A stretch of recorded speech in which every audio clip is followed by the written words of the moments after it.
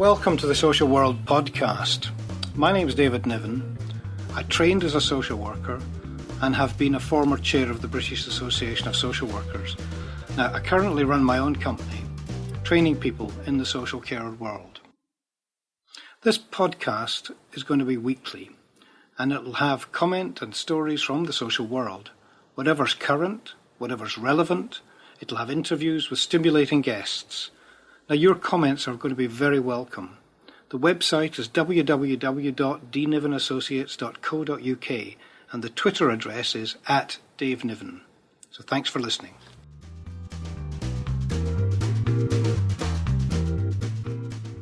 Now, if you're a regular listener, welcome back. And if you're new to this, thanks for listening. So this week I thought I'd pick up some news stories, perhaps not the front pages or those that are trending on social media, but just things of interest. By the way, thanks for the messages from last week. Please keep them coming. And thanks for all the help in getting this off the ground to Kevin at Passing Places podcast. Now, if you want a holiday in Scotland with a personal take on people and places, you just check out that podcast, Passing Places. I'd recommend it to help you relax and enjoy a beautiful country. Anyway, first off this week, prompted by the publication of a book by David Eberhard, a Swedish psychiatrist. The book's called How Children Took Power, and it looks at parental disciplining of children, or the lack of it in Sweden, as he says. Now, in 1979, Sweden became the first nation to ban smacking. Now, it's interesting that Eberhard equates this with the loss of authority, leading to all sorts of liberal behaviours within families. Now, I read a bit in the Daily Telegraph here about this, where he's quoted as saying that we live in a culture where so-called experts say that children are competent, and the conclusion is that children should decide what to eat, what to eat, what to wear, when to go to bed. And he also says if you have a dinner party, they never sit quietly. They interrupt. They're always in the centre. And the problem is that when they become young adults, they take with them the expectation that everything is centred round them. Wow. And young people in Sweden, they say, just effectively don't say thank you, don't open doors.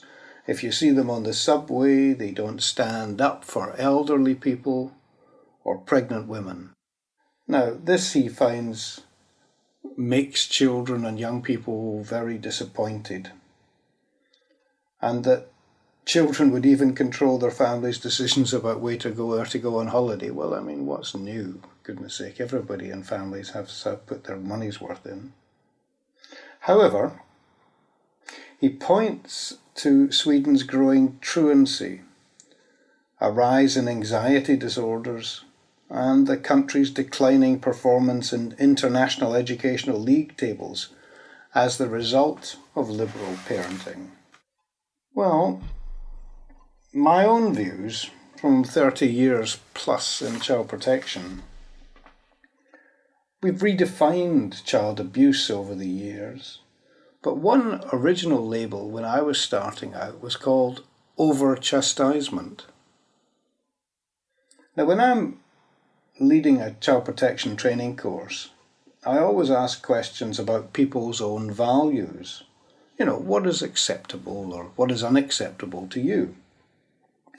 And one of the things I ask about is it acceptable to chastise a child by a smack on the back of the hand? Start small. Now, frequently, whatever the background of those in the audience, and more often than not, they're professionals from social work, health, education, the law enforcement, whatever, at least half frequently respond yes. And they justify it, more often than not, by talking about, he was reaching for the cooker, or he was reaching to pull something off the cooker, or they were reaching into the fire and I couldn't bear the thought of them burning themselves, so I had to stop them. Or they were about to run out into the road between two parked cars without even looking where they were going, and they just had to be disciplined. Or maybe they were hitting a sibling. And I say, well, fine, but what'd you do the second time? And the third time? And the fourth time? Do you escalate the actual level of hitting? Do you just keep going until they become immune to the idea of this kind of chastisement? Do you mix it up and actually then probably confuse the child as to what the actual levels of seriousness are within your chastisement league table, if you like? It's very confusing. Now, we've all been in supermarkets and we've all probably seen something like this or something very similar. I've seen it myself. And it's classic and brings up all the issues, to my mind, that are to do with smacking and wrong with smacking.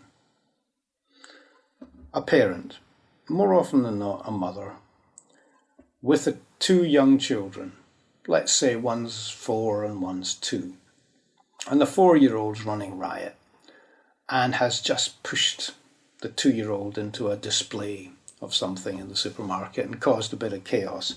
The 2-year-old's screaming.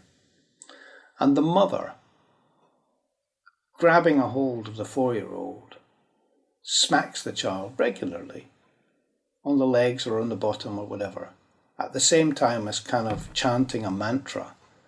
You will not hit your little brother. Now, what better example of what adults do and what children learn and how to model effective kind of chastisement that they'll take further on into life and learn that violence effectively is the way that adults deal with certain situations, and therefore that must be right. And thirdly, I think we've got to be very careful here.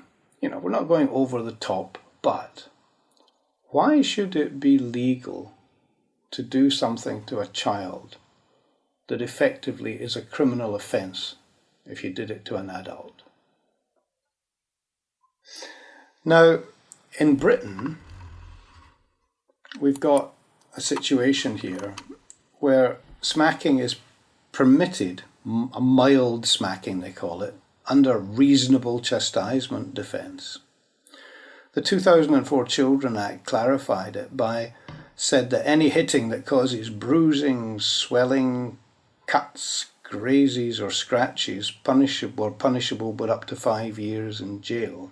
But if you don't leave a mark, you're okay. Changes were attempted to this, led to this law in 2008, but the government faced a backbench rebellion over it, and after about 100 Labour MPs demanded a free vote on the matter, but the whole thing collapsed due to procedural constraints.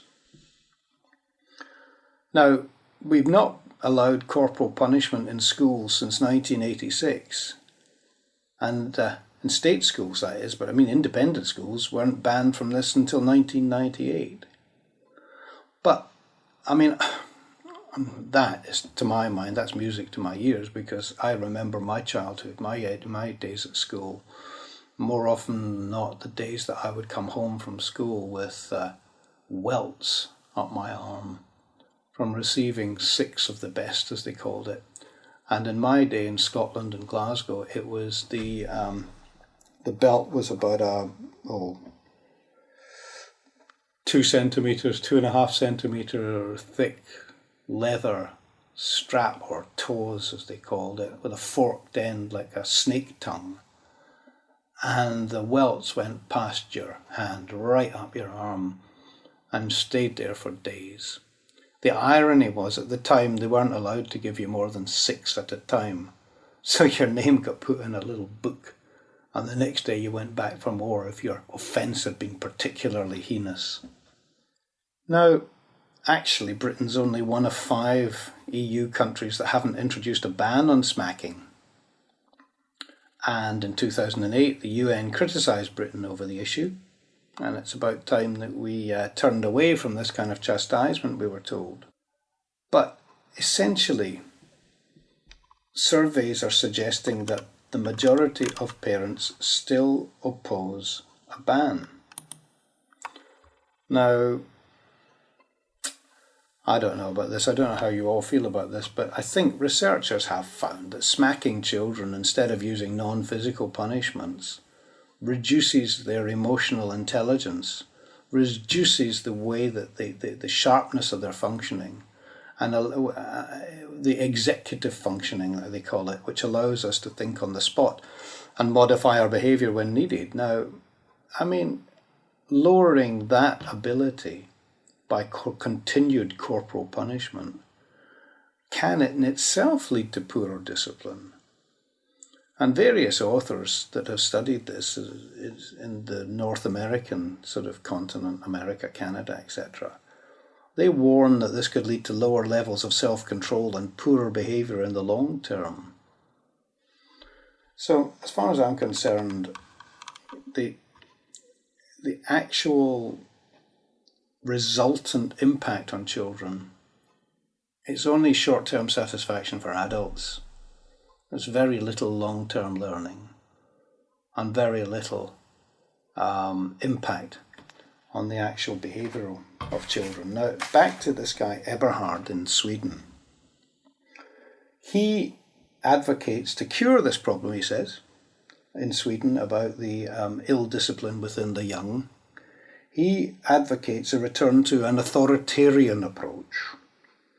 He said there's no scientific evidence whatsoever that an authoritarian upbringing is harmful to kids. You've got to take command in the family, he says. The family is not a democracy. Quote, the family is not a democracy. And he criticised, in this article in the Telegraph, it's quoted that he criticised the influential Danish child psychologist Jesper Juul, whose book, Your Competent Child, called for the overthrow of the traditional hierarchical family with its, quote, destructive values of obedience and conformity. It's very difficult to contradict, says Everard. If you think I'm putting forward a stricter way, then people think you're an idiot. Well, blimey, the debate goes on, and I'd be very, very interested in actually hearing your views on this. So give me some feedback. Thank you.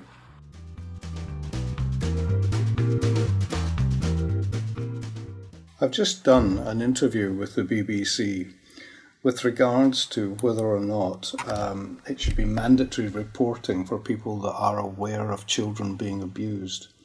The previous Director of Public Prosecutions thinks that there should be mandatory reporting, and there's going to be a television programme that the BBC have done showing how schools and hospitals, and I also believe the church, have repeatedly failed to protect children from sex offenders. There's apparently, and this is something I'm not aware of, the statistics, there's apparently evidence that shows that other countries that have introduced criminal measures over people that don't report child abuse actually has little or no impact on the actual awareness of abuse within the community. However, there's apparently been some declassified government files found that shows over the last 60 years, senior civil servants were well aware that school authorities routinely had hid child abuse cases and not brought them forward. And we know for a fact that the church itself, the Catholic Church particularly, has in effect covered up on occasions priests who've abused children and not brought their cases forward to the relevant authorities. Tried to partly deal with it themselves by sideways pushing these people, but effectively at the end of the day they haven't brought them to the attention of the authorities. Now, Keir Starmer, who's just stepped down as Director of Public Prosecutions, thinks that there should be a mandatory provision, and he thinks that certain categories of individuals should report if they've got reasonable causes to suspect. I think he probably means schools, people in positions of authority in churches, social workers, the law, wherever. I mean, and at the end of the day, he thinks that there needs to be a criminal penalty. And his view is, and his words are, that that would focus people's minds. Now, he also then goes on to talk about the fact that there should possibly be immunity for individuals if they did report. In some cases, I can understand that. It's a bit like all of these kind of telephone lines where you actually report things that are going on illegally, whether it's claiming benefits or whether it's whatever, tax avoidance. There's just too many examples of cases, he says, where there's been suspected abuse of children and nothing much has been done about it, and the perpetrator has either got away with it or he's been able to carry on the offending. I would be very interested to hear why the Department for Education's initial response was no way, there's no need for this. And the NSPCC, I believe, also have come out and said no way, there's no need for this. I mean, I totally agree there should be a much more comprehensive education programme when it comes to the public, people making everybody as aware as possible of some of the signs and symptoms that they, going about their normal daily business in the community, might actually notice of children whose behaviour is markedly changed, the possibility of abuse exists with them. I don't know. I mean, there's a guy who's called Bishop Paul Butler, head of safeguarding at the Church of England, and he says we have to think of the child first, not ourselves, not the institution, what's best for the child. And I'm fascinated to see that the Church actually would go along with this. I'm quite encouraged in some ways. Whether it happens or not, I don't know, but the actual feeling and the actual initiative behind it is quite reassuring. But Department for Education said, apparently, that mandatory reporting is not the answer. Professionals should refer immediately to social care when they're concerned. And this happens in thousands of cases up and down the country when professionals are aware of suspicions regarding the welfare of a child. So I don't know. I'd like to look into this bit about other countries.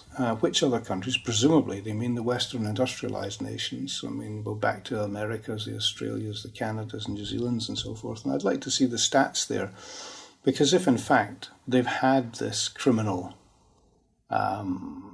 penalty hanging over people they don't report, and it's not really working, it's not really improving the figures, it's not really engaging the community or focusing their mind as Keir Starmer thinks it would do, then I'd like to know why, because at the end of the day, it's the children that matter, nobody else.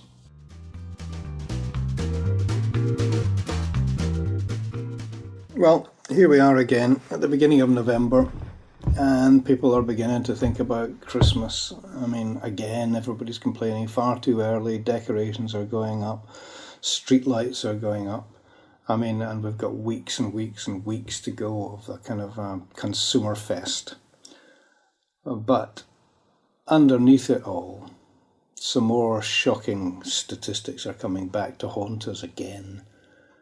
And there's a report today saying that more than 80,000 children in the United Kingdom are facing Christmas living in shocking conditions in temporary housing, according to the charity Shelter.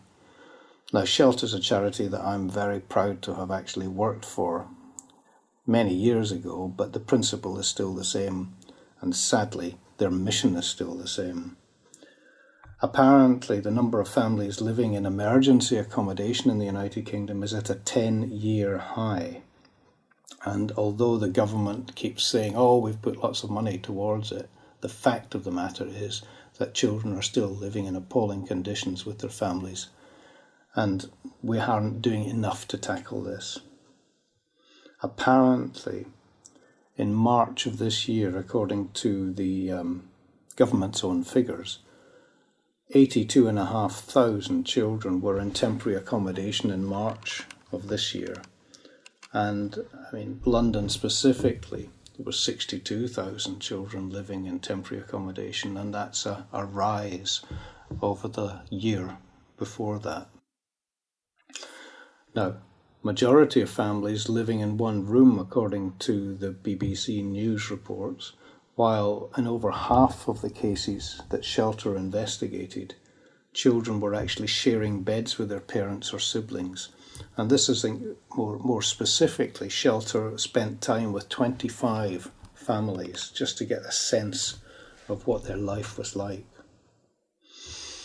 When you think of basics like proper meals, where they ate them, if you think of things like the tiredness that creeps up on children when they're locked into situations like that, where they have to struggle to find places to do their homework, or even the question of play and the question of friends and letting children out when it's a strange neighbourhood and often a run-down neighbourhood with all the inherent dangers that parents kind of imagine.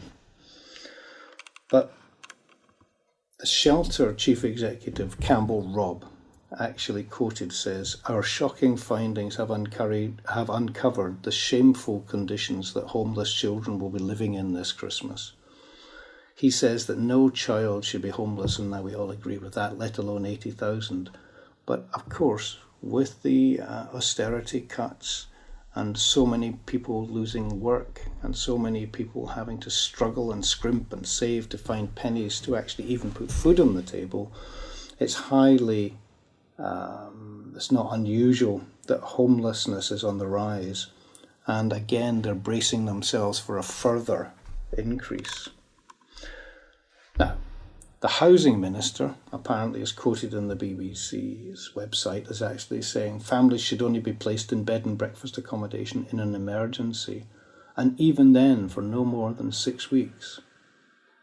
The funding we've given and our change in the law to enable families to be placed in suitable, affordable, private rented homes means that there's no excuse for councils to breach this. Well, I'm not quite sure what world that person is living in. 6 weeks, and then you move into the private rented sector, where of course there's reasonable priced, cheap rental available. Well, that's nonsense in many parts of this country. There just isn't the affordable housing available for the majority of the population. And yet, even talking brownfield building, that's where the economy should be stimulated. On brownfield sites, affordable homes, and the actual cost benefit of that to the state, if you like. In human terms, it would actually get families back into a civilized way of living. Secondly, it would actually take away some of the welfare burden of people claiming benefits and this £1 billion that the government says is put towards it. But thirdly, it would also give people dignity, and it would also give children an actual base, a proper home, somewhere that they could actually enjoy their Christmas like every child should be allowed to. I think it's just scandalous. Here's this, decades on, people still having the same problems, still having the same arguments, still suffering in the same way, and most of the population in this country not recognising the underbelly, if you like, and the fact that, here we are, one of the more powerful economies in the whole world, and yet we've got tens of thousands of our children not really getting an adequate childhood. It's not right.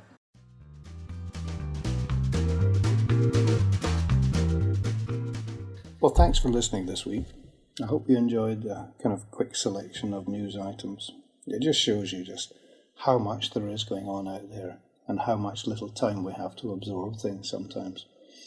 Anyway, thank you for listening. Look forward to putting a podcast together for you next week. Please keep your feedback coming. Please let me know what you think of things, and I'll try and feature some of your comments. And as well as that, look forward to some more guest interviews. So, have a good week.